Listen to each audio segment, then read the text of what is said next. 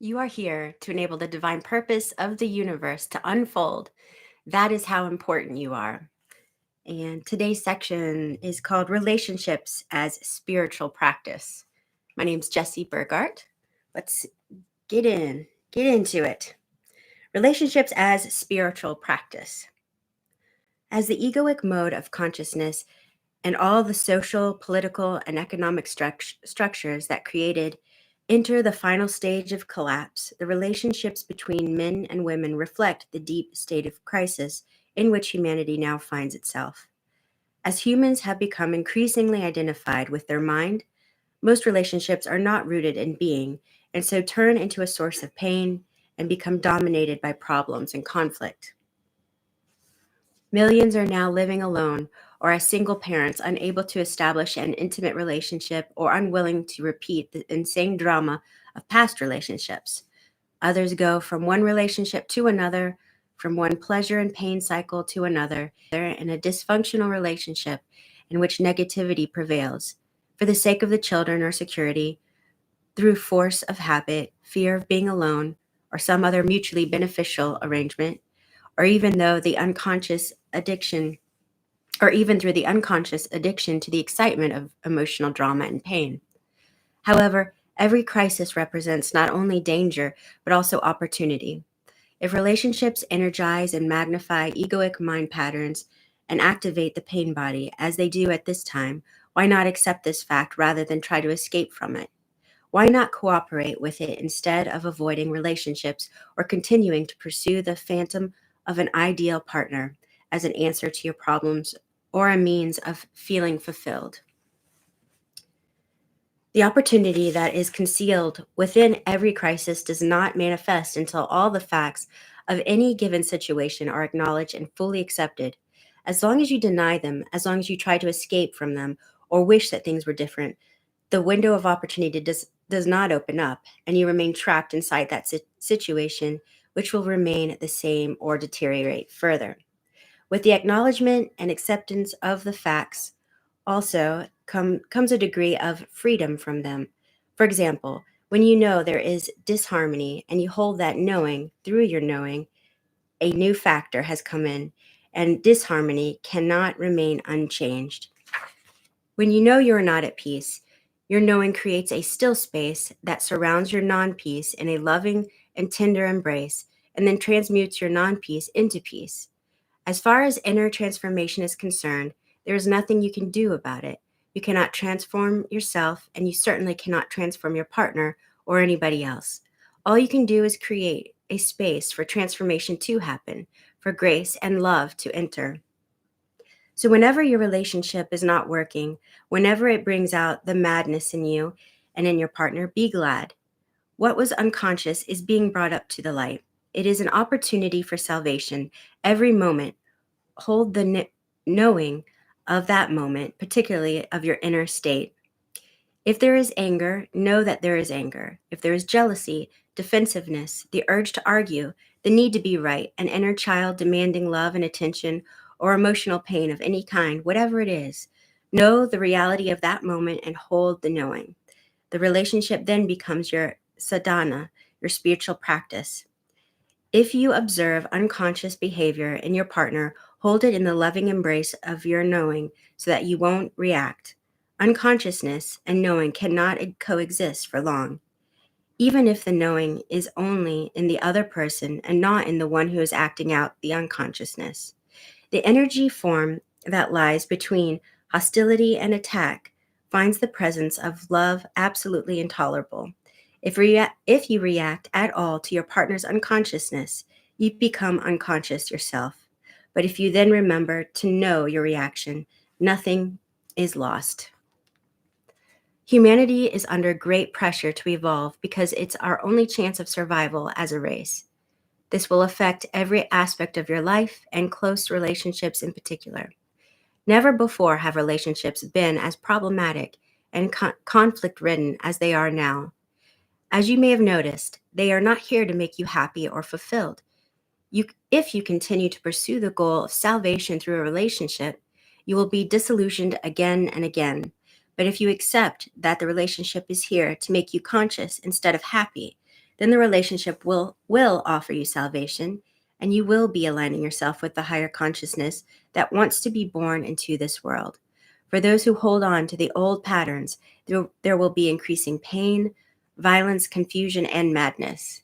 And so someone asks him, I suppose that it takes two to make a relationship into a spiritual practice, as you suggest. For example, my partner is still acting out his old patterns of jealousy and control. I have pointed this out many times, but he is unable to see it.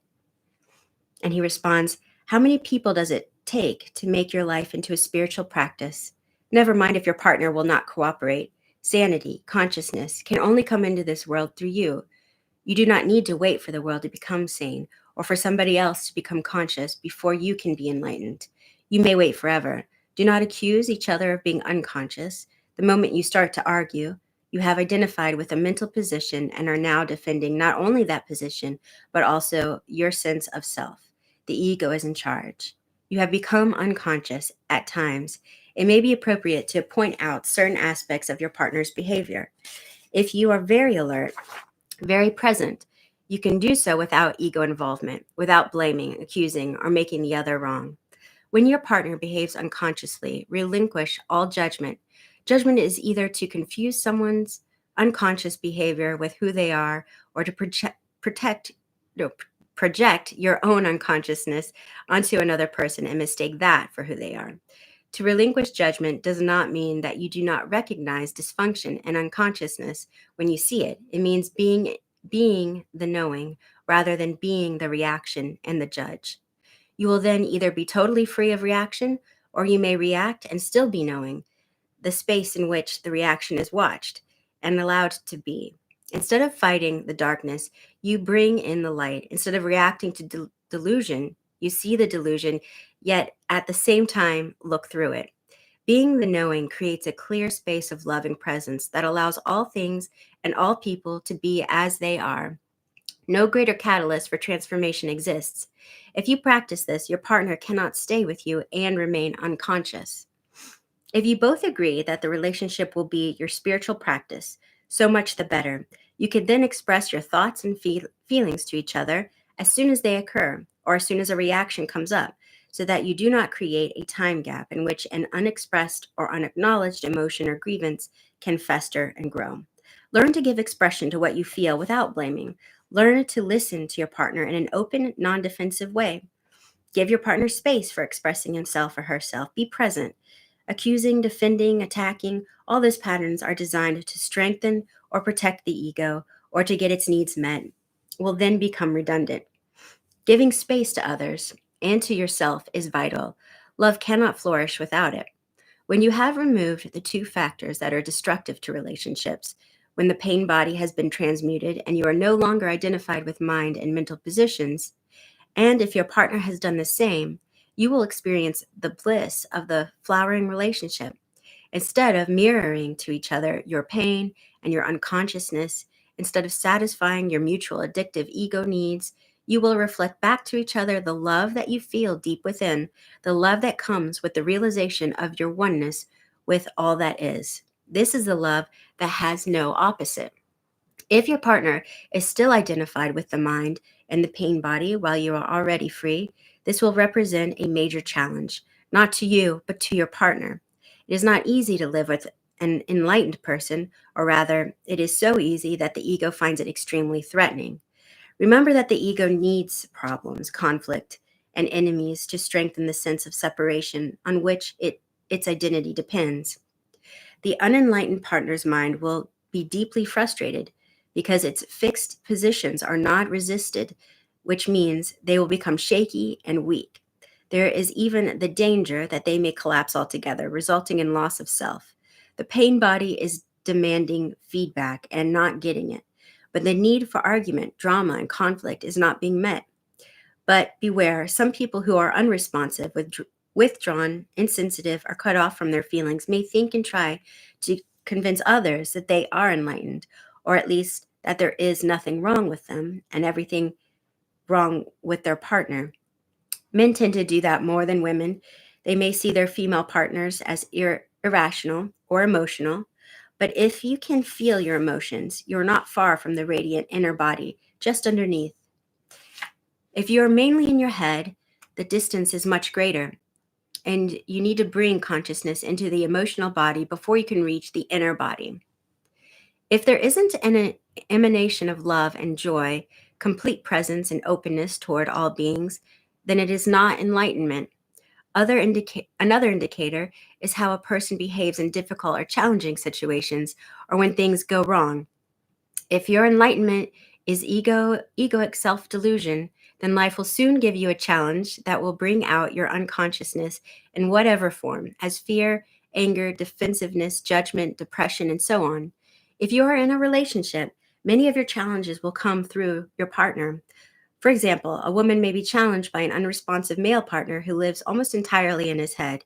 She will be challenged by his inability to hear her, to give her attention and space to be, which is due to his lack of presence.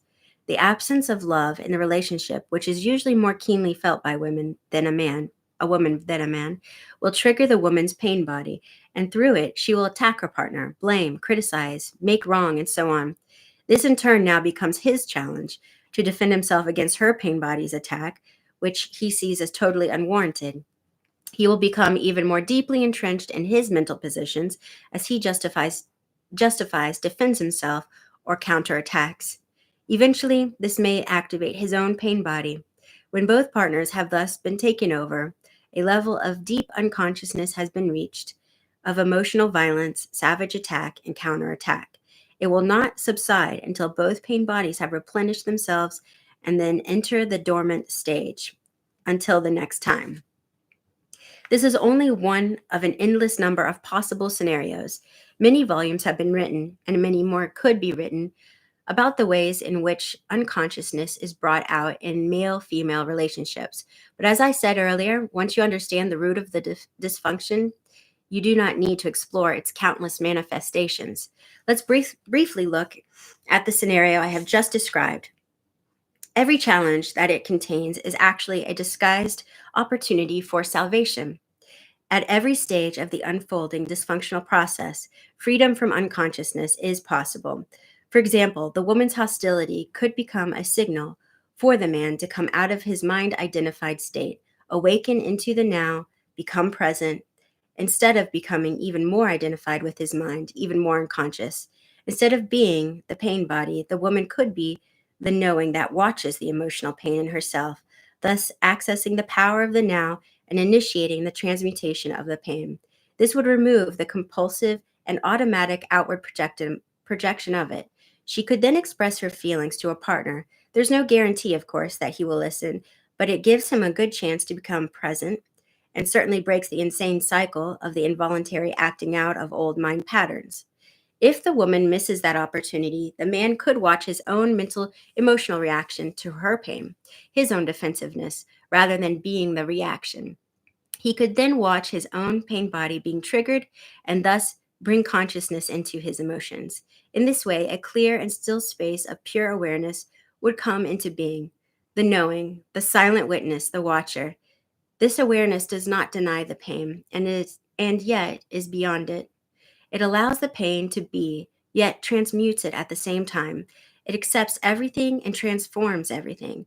A door would have opened up for her through which she could easily join him in that space. If you are consistently or at least predominantly present in your relationship, this will be the greatest challenge for your partner. They will not be able to tolerate your presence for very long and stay unconscious. If they are ready, they will walk through the door that you opened for them and join you in that state. If they are not, you will separate like oil and water. The light is too painful for someone who wants to remain in darkness. That was a long one today compared to usual. Oh, thanks so much. It is. Isn't he great? I just love it. And there's another book I want to read from him too. But anyhow, I hope you have a most marvelous afternoon or morning or evening. Take care.